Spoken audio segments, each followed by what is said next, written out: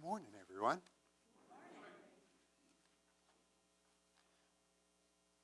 We'll start by lighting our candles or naming the candles that are already lit. There are two that are already lit here.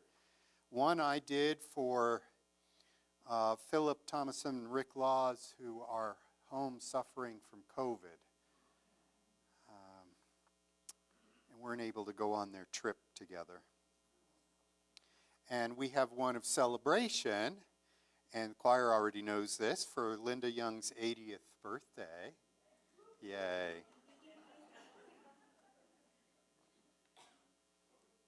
Are there other joys or sorrows that we can name in this space? We'll start with Elijah. Would you like to say first? So Elijah, you're glad, it's a joy to have Grandma in town. I'm glad that you came on this Sunday morning together. Thank you. Madison. Two. First one is My Wings Are Eagle, and the second one is Yesterday I Started Hormones. Yay. So two very significant. One, wounds have healed on Madison's feet, and two, big step, started hormones. Congratulations. Yes. It is your birthday today, and can you remind me your name? Liam. Liam's birthday today. So we have an 80-year-old today and a 5-year-old. 5. All right, you get to use all the fingers. That's wonderful. Thank you. Yes, Donna. I have the joy of our dear friends from UU Charleston, Steve and Lynn Simon. Have just moved. They saw the light and they moved.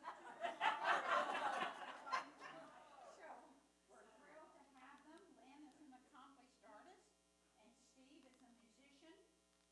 Always put on that saxophone. And so we're so glad to have them here. And I hope that you will all welcome them during coffee hour. So we will welcome Steve and Lynn from moving from the Charleston Church. And Donna, thank you for finding ways to be our welcome wagon. Thank you so much, Donna.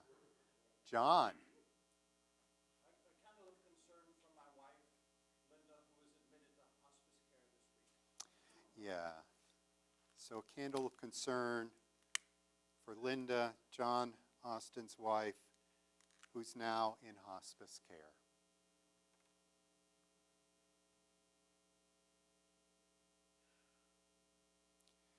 We enter this space now with the glow of each of these candles for the concerns and the joys, the celebrations, and the sorrows. This is in our way of saying we enter into worship as human beings connected to one another, empowered by the ways in which we know something of one another's lives and the love that we share with one another. I now turn to announcements and welcome. If any of you are newcomers for the first time, you are lucky because this is a space of welcome. This is a space in which no matter who you are, no matter what it is you believe religiously, we are a space in which we commit with one another, covenant with one another, to honor the inherent worth and dignity of each person, to encourage one another to spiritual growth, to help one another on our many paths. This is a unique space in a world of divisiveness. Welcome to this space. Announcements this week. We had a quick flash on the screen during announcements on this book now being available. The Unitarian Universalist Association every year picks a book for us all to read read and study together, and the adult RE team wanted us to read this starting this month, and the UUA ran out. It was out of publication just as we were ready to launch. But now it's back in the bookstore. And so I have this one copy, hasn't been processed yet for checking out, but we'll have one copy available as a church copy. It's on Kindle, or you can order it, and in about a month we'll go ahead and start, I think it's 4 sessions of discussion on the topic of this book, which is Mistakes and Miracles, Congregations on the Road to Multiculturalism. So I hope that you will join in with the interest of this group. We have announcements as well of ordinary things that keep showing up on the screen. We have men's group, we have women's group, we have meditation groups, we have so many things that your minister can't keep them in his head anymore, okay? At one point, R.K. Young, our administrator, said to the board that there are more building use requests going on right now than R.K. had seen even in pre-pandemic days. Now, that doesn't mean that you're all showing up and clogging our parking lot, so that's why I say look up what's available, and please join us. We welcome that. I will now turn to Vanessa Cowie to bring us our opening words, and let us enter into this space together. Welcome.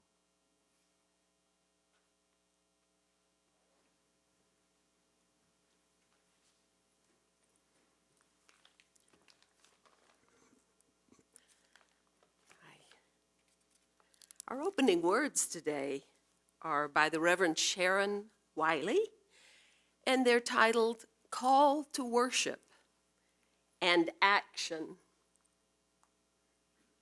It is said that ministers are here to comfort the afflicted and afflict the comfortable.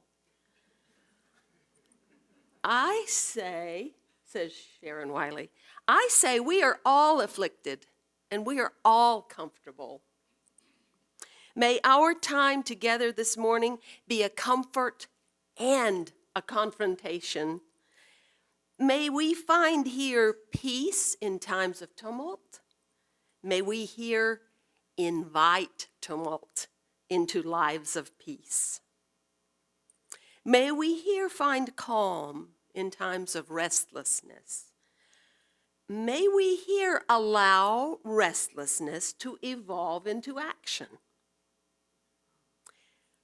Let this be the place you consider what you've never considered. Let this be the place you imagine for yourself something new and unthinkable. May this hour bring dreams of new ways of being in the world. Come, let us worship together. And let's begin by rising in body or spirit for hymn number 134, Our World is One World.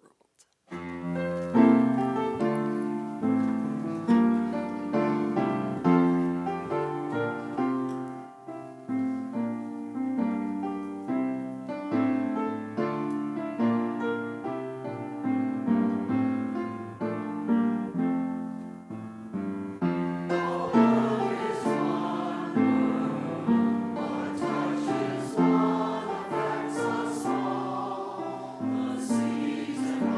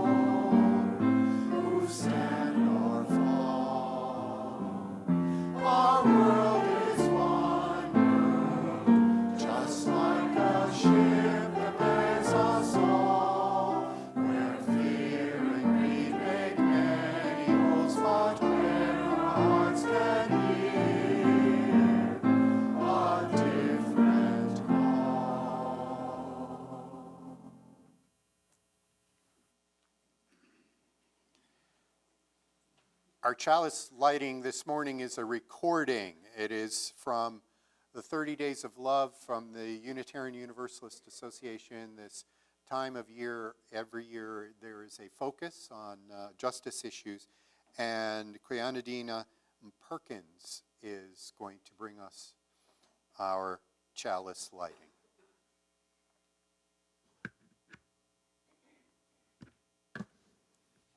Before we know the light of community, we know the light of self. We gather whole and holy in the dark. We dance with shadows. We move to a single beat. In the small stillness, we are listening for answers. What is love? What attracts? What affirms our truest self? And we let that beat grow into a thunder so loud the darkness cannot hold it. We come into the light. We come into the light of community. Where the heartbeat band joins the orchestra, which is joined by a choir, and our world becomes ever expansive. We find answers. We understand that love is beautiful in all of its variations. We move toward the dance floor, full of energy and grace. We come into, around, and over the rainbow. We know who we are. We engage with our hands, head, and heart, and we make this place a home. May the sacred light of community guide our time together.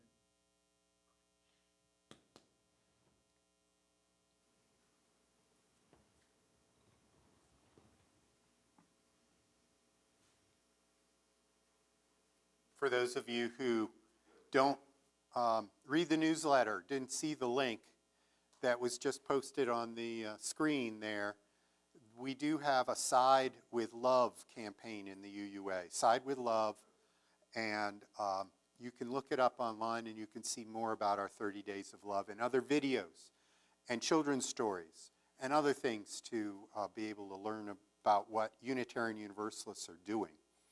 I have a story to share here, and I'm going to do it, maybe I'll do it from down here, but I'm going to turn this way and that. I'm going to tell a story from when I was young, a time in which, as a Unitarian Universalist growing up, my mom signed us up to do service in the community. It was just something that our congregation did. They were part of providing for the soup kitchen. They were part of in the building collecting food, but then also out of the building needing people to sign up and help out.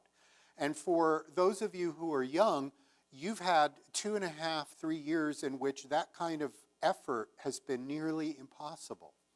So I'm going to tell you a time from my childhood where it was possible, but not everybody did it. My mom signed us up. Now, sometimes moms do that. Sometimes moms choose how we're going to spend our time. Was I going to go wandering in the woods? Was I going to find neat things crawling under rocks? Was I going to do? No. We were signed up, and we were going to go to the soup kitchen. The place where folks who otherwise probably were not going to get a meal could go and be guaranteed that they would have their fill. They could eat whenever that soup kitchen was open for a meal. And there was a need for people, just like in a restaurant or in your own home, for people to bring the food here and there, and that was what we signed up to do. We weren't preparing the food, but we were serving that day. I was too young to be allowed to work with the knives and chop and do things in the back. I couldn't be at the stove, but what I could do was bring things to the people and check with them, kind of like waitstaff. Are you okay? Do you need anything more? One table For some reason, I'd forgotten to put the salt on the table, so I had to go and put the salt on their table when they pointed it out. I would go around and see that they had enough water or other beverage for them. There's this one woman who made me very nervous, and I would shake. She seemed different. She seemed like she wasn't acting the way I thought a woman her age would act and interact. But I knew I was there to help whoever it is who came in. And she wanted more milk. And that seemed like something I could do. And so I went and I got her another glass of milk. And then she drank the entire glass of milk and said, "I want more." And that made me even more scared. But I got the milk carton and I came over and I shakily poured some more. And she finished that and she says, "I want more milk." Now some of you know, what is it? You give a mouse a cookie book? There's a children's book like that? Yeah. They're just going to want more. I didn't know what to do, and the soup kitchen ran out of milk. And somebody saw me shaking.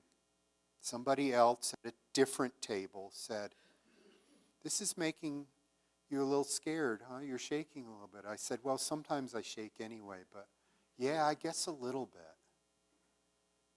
I was nervous. I didn't ever have an experience like that before.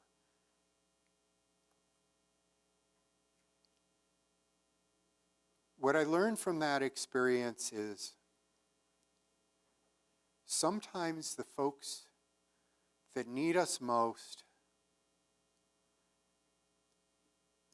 need to have some way of saying, "I need something." And they don't always know how to say exactly what it is they need. This woman had a way of asking for things that my 2 or 3-year-old cousins had ways of asking for things.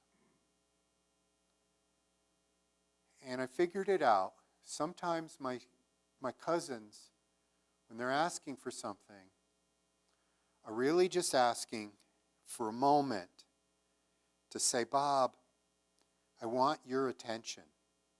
I want you to see me. I'd like you to do something nice for me." I don't know if I'd ever met this person in another context, if we could have had a conversation of how are you today and talk about things. My job wasn't to sit at the table with the person in the soup kitchen. My job was to make sure everybody had what they needed.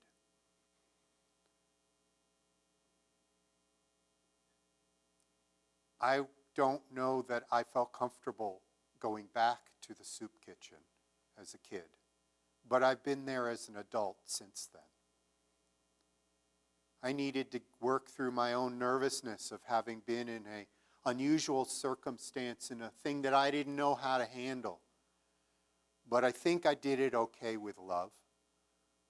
I think I treated the woman and the other people in the room with as much courtesy and respect as I would have wanted myself. I tried to understand, and I accepted that others were watching me and said, "Hey," and recognized the emotions I was feeling. "Hey, you're a bit nervous, aren't you? I see you shaking." And so my own existence and where my being was in that moment had been affirmed. I think that's why we come to church. What was it the reading said this morning that Vanessa said to call us to worship? Ministry is to afflict the comfortable and comfort the afflicted. I think of that story of how I wasn't comfortable and how the other person wanted comfort. I think of how my mom did the right thing to push me into doing something that I'd never done before. I think that's what church is about. To remind us that we're all interconnected and we have to do good things for one another. Not just the ones we see here, but the ones just down the street and around the corner, or out and about wherever we live. That's my word of wisdom this morning. I hope that it means something to each of you. Now we're going to sing our children out, but I don't know who might have been chosen. Carrie, do you know if anybody was chosen to carry the candle out? Ron? Okay, well, come on forward. Can you do this two-handed? If not, I'll help out. There you go.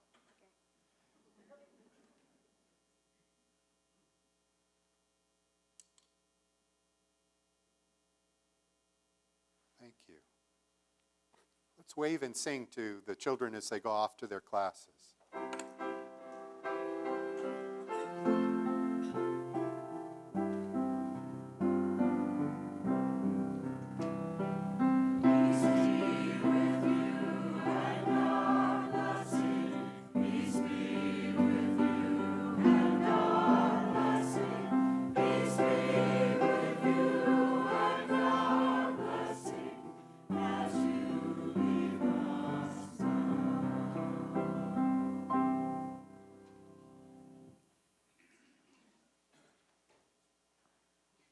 I have not been here for 2 weeks, and I am just so excited to beg for money.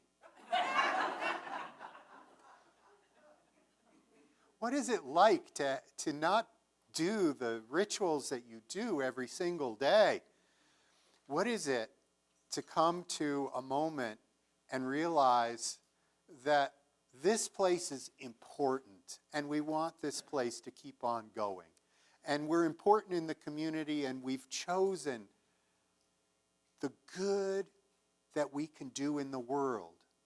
Healthcare for Farm Workers is the special collection for this month. You've seen the slides for it.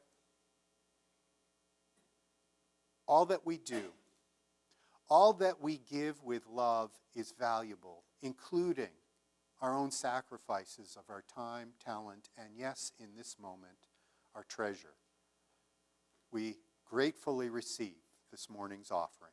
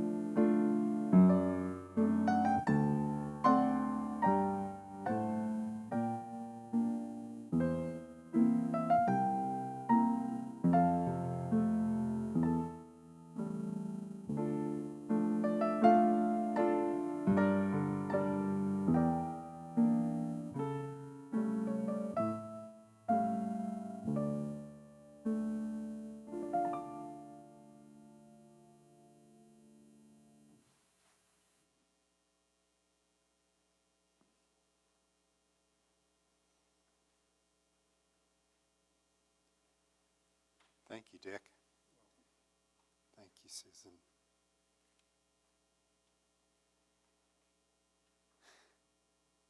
What is given in love we receive with great joy, and we say, thank you.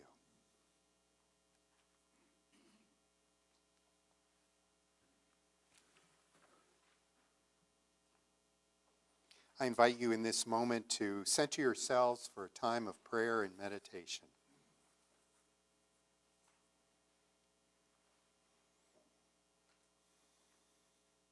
Spirit of love and life, we who have come to this service in person, online,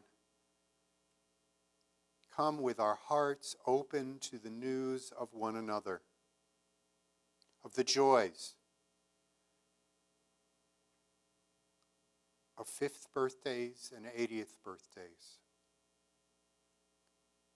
of the care and concern for those who are ill from COVID or stomach bugs or the sniffles. Our hearts go out to those who are watching their loved ones through a transition in their health and being. To all of us watching ourselves in what we can handle in life in ways that may not be how we remember how we navigated previous decades. May we have the strength to reach out to one another, to share and increase our joys, to commiserate and recognize one another. May we be the one who goes from person to person asking, do you need anything? May I do anything for you? Spirit of love and life, we hold each other and ourselves in love as we ponder these and the meditations of our minds in this moment of silence.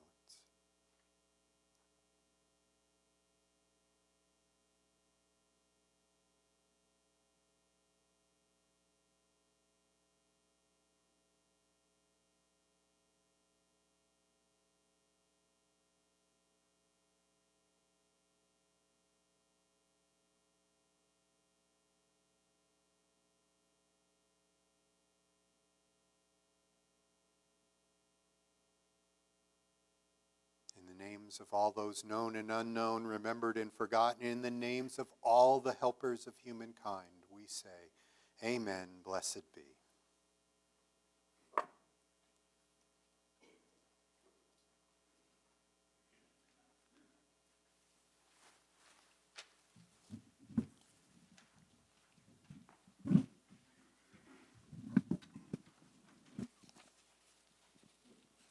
As we prepare to hear the sermon this morning on 30 Days of Love, the choir has something to add to that quest.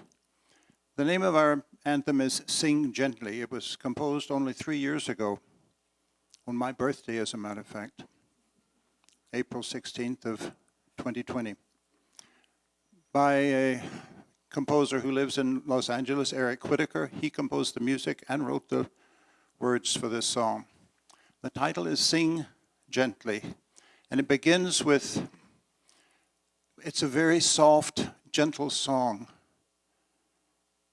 of choir of voices trying to reach each other and sing gently as one. And you'll hear on the very first part that we sing, you'll hear the sopranos and altos doing this. And I want to let you hear it, and then I'm going to talk about it. Just stay seated.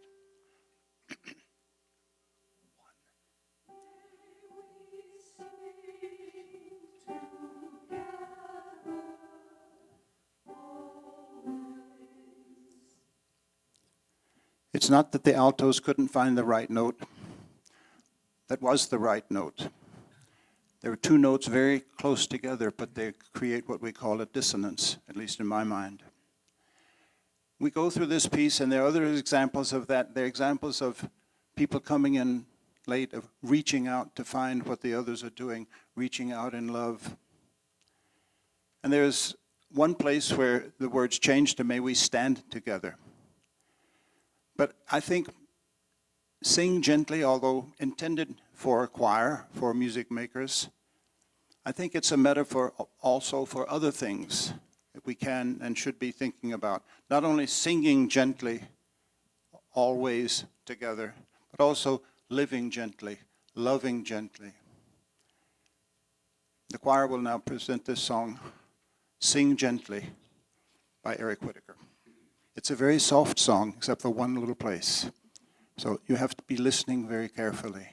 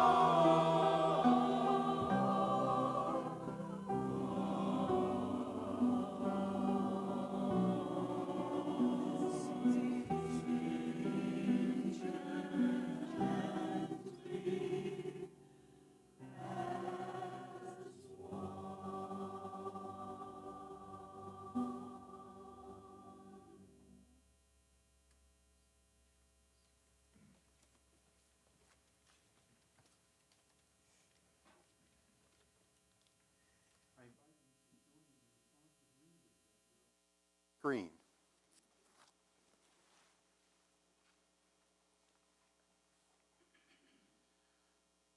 This is from James 2, I think it's 14 to 18. What good is it, my brothers and sisters, if you say you have faith but do not have works? Can faith save you?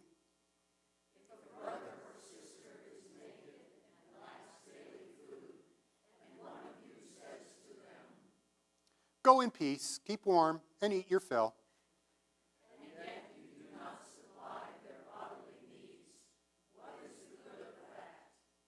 So faith by itself, if it has no works, is dead.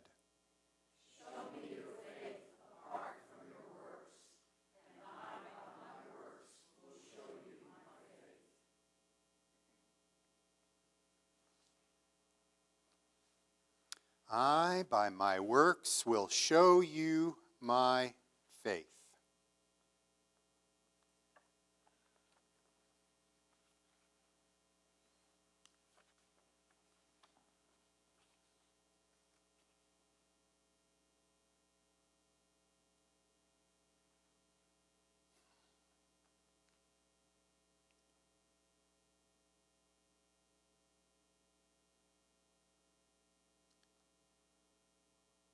The 30 days of love, as if there could only be 30 days.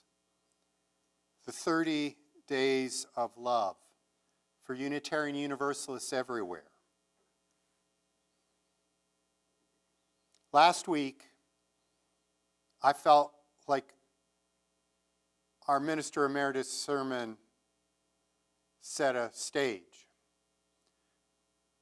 The way Reverend Ernie Mills lifted up the dream, Martin Luther King, the dream of our country. Ernie at one point said, there's agape love, and that law is to establish justice, and unjust laws degrade dignity. Now, he was drawing this from Martin Luther King's letter from the Birmingham jail.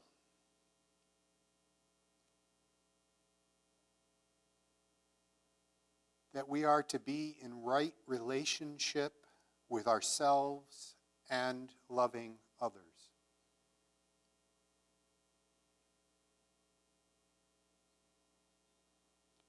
Our opening this morning said, as we gather together this morning, may we learn to recognize and affirm the pieces of possibility, the bits of good that we bring. May we encourage rather than control. That's a key phrase I'm going to bring up later. May we encourage rather than control. Love rather than possess. Enable rather than envy, allowing our individual gifts to weave a patchwork of peace. Each of us is indispensable if we are to minister to a broken and wounded world. Together in our gathered diversity, we form the whole. Powerful words. Powerful words. In the 30 days of love, we as Unitarian Universalists get challenged. We had a large number of people from Brevard up in Asheville staking out our place in the seats of the public library while a workshop was going on from the Braver Angels. Some of you know of the Braver Angels. Like me, up until yesterday, had only seen online trainings or things that we could do together. What are the Braver Angels? The Braver Angels are a nationwide movement that started just before the pandemic and nearly got shut down by the pandemic so that people might dialogue with one another. A horrid idea in a country in which we are so much trying our hardest to other one another. The work is now ongoing. It doesn't matter, it seems, who's in political office. We still have all the news feeds trying to say these people are wrong, these people are right. Our small circles of conversation making us forget messages of love with one another. Sing, sing gently, always, the choir was saying today. The Braver Angels is trying to get us to recommit to those ideals of honoring one another. And they're not even Unitarian Universalists. And they're trying.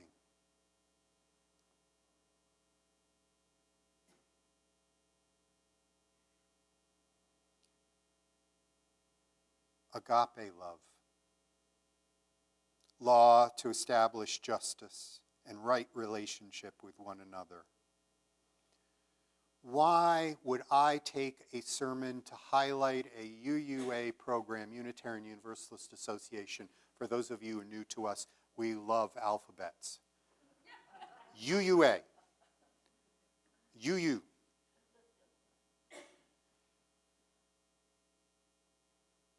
We side with love, says our campaign. Why have 30 days to look at what we side with?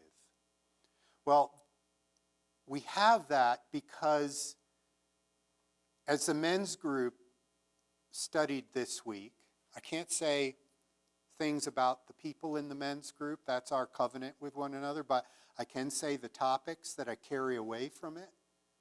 And this week, there was, from her quotes, Simone Weil, the quality of our attention determines the quality of our lives.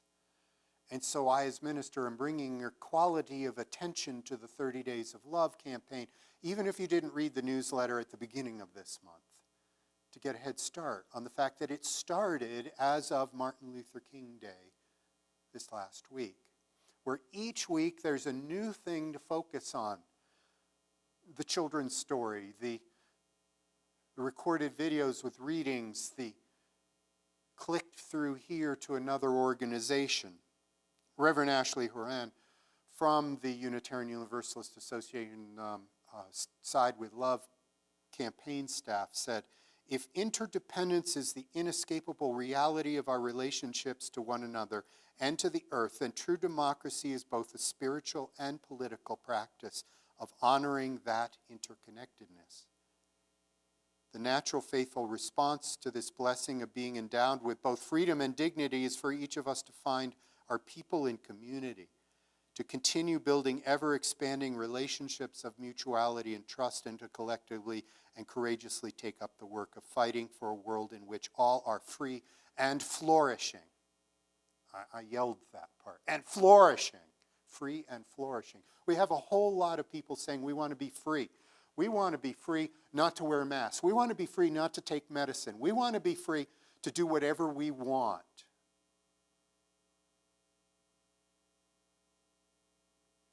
But that's not necessarily flourishing. Free and flourishing.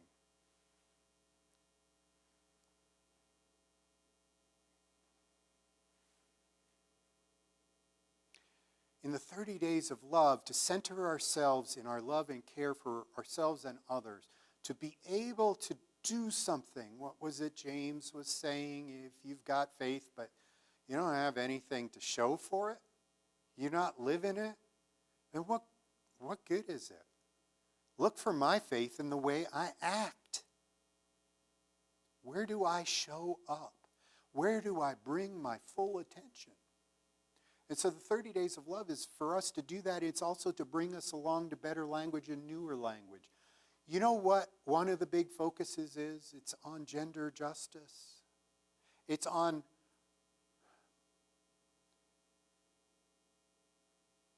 reproductive justice in a way that it's being talked about as reproductive dignity. The ability for dignity in the choices we make. This is a different shift of phrase in a post-Supreme Court ruling on Roe v. Wade. It means that some of the change of signs being held at the courthouse or any other place we show up with one another, we are now talking about intersectionality on various topics that, surprising to me, but maybe shouldn't have been, are attacking the dignity of those who should have some chance to have freedom and flourishing. Now, I don't think it's any surprise that your minister has been, in fact, pro-choice on just about any measure.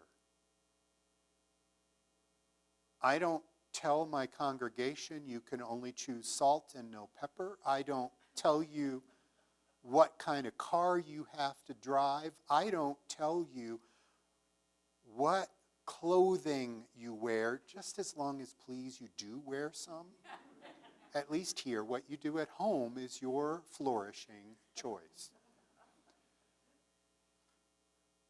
And I don't tell you how to handle what's going on with your body and how you choose with dignity to make the tough choices. I'm not telling you, as you are making deep choices for your loved ones when it's time to bring in hospice, the way I make you do it, right? We're not talking about forcing you.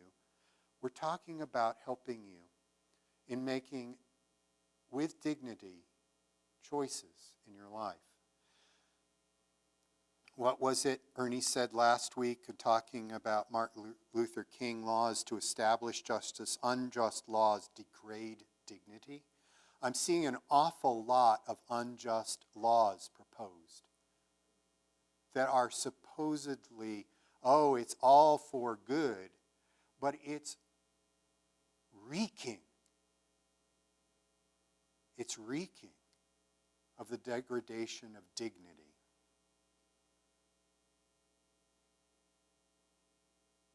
30 Days of Love is to lift up and understand that people make choices from their values and need the chance to be lifted into the attention of love and holding, deepening, engaging with others, collectively, interdependently. This means being committed to language and frameworks, as it says on the site, that truly include everyone impacted by attacks on bodily autonomy. It also means changing language that may have been radically needed in the 1970s, but are horribly out of date in understandings now of gender and inclusion and intersectionality. As one of the resources saying, earlier white feminist frameworks have described abortion and reproductive rights as women's issue or women's rights. While yes, women are significantly impacted by the criminalization of abortion, they are not the only ones who face dangerous and deadly consequences. So that our commitment to reproductive justice necessitates the inclusion of everyone impacted by attacks, not just in language, but in decision-making and organizing. Transgender men, non-binary people, intersex people, two-spirit people, and others who do not identify as women, but need access to reproductive health care are left out and left behind when we focus solely on a woman's right to choose.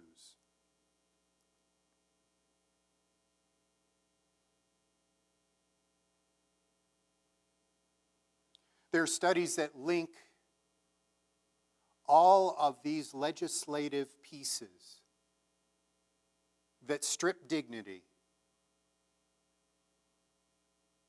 to key issues that the Unitarian Universalist Association would like us to be engaged in. Thank you, congregation, for postcard writing. Thank you for encouraging democracy. Thank you for being engaged in having people who otherwise might not be encouraged to be engaged get engaged. What was it that was said at the beginning that Ashley Horan was saying about us needing one another and our diversity? What we need from each other is an invitation to hear from one another. The braver angel's invitation to have people at our table that we can listen to and understand and learn, and maybe stop pitying someone for having an opinion different from our own. Why do I say that? As a minister, I want to afflict the comfortable here. There are some of you who say, I know that they are not evil, but I totally disagree with them, and if only they were smart enough to have my opinion. If only they had the level of education I have. If only, in other words, what we were learning at Braver Angels yesterday was we've moved away from othering people to somebody who we have no respect and dignity for, to the place in which we have just pity. It is no wonder that the folks with the MAGA hats rarely show up among liberals if they think they're just going to be pitied.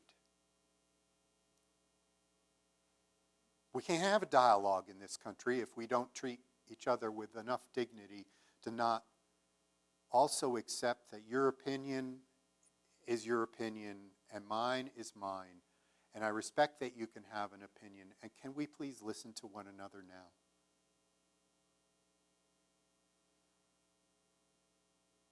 The theme this week was on embodiment, LGBTQIA and gender and reproductive justice.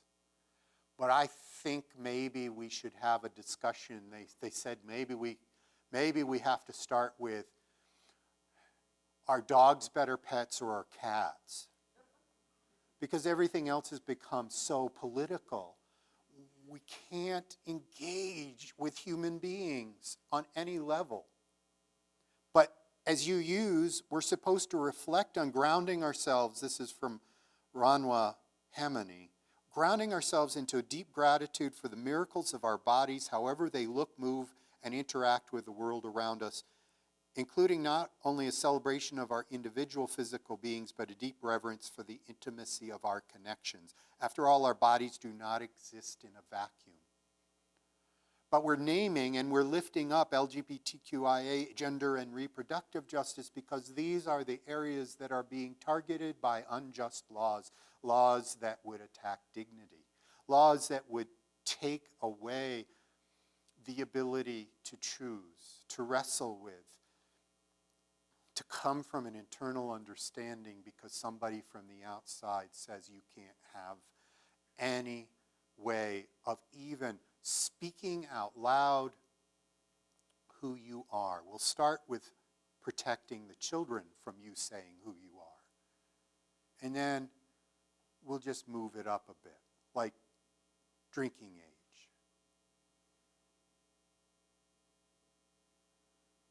This is powerful stuff out there on this website in our understanding of being one another. But I think the most powerful stuff, and I'll come back and I'm going to stand right next to you, Joyce. Sing. Sing gently. Gently. And if I can ask, could you, Doug, put the slide back up from either one of those verses that we sang? May we sing together always. May our voice be soft. May our singing be music for others, and may it keep others aloft.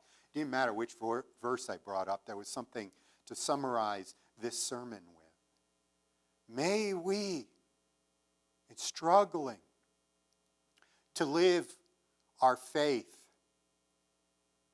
have strong voices but sing gently. May we lift others in our singing without pity. May we bring milk to the people who demand it again and again with our shaking hands. knowing we don't know exactly how to deal with the folks we haven't confronted before in our lives. But they're people, and we are here to respond to and serve. Thank you. Thank you.